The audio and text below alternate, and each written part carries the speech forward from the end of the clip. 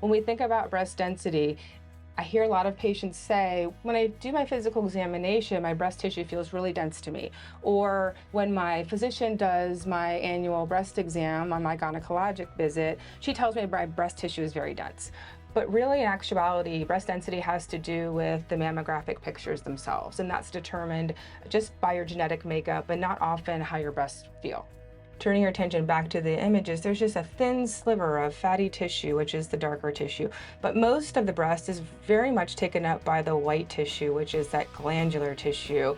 It makes it challenging for the radiologist to determine if there's anything hiding in there, which is what we call the masking effect. So remember, breast cancers often show up as white on a mammogram, and so does extremely dense tissue.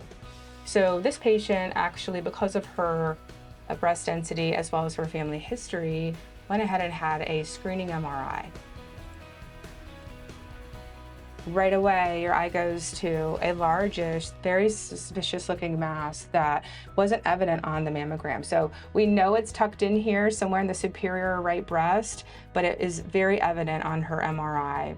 Something that is very important for the radiologist to have both of these type examinations available so that we can aim for early detection. And remember, like in this case, we see that the MRI really saved this patient's life because we could have been screening and doing her mammograms yearly, and she's following the guidelines and doing everything she's supposed to be doing, but her extremely dense tissue masks the cancer.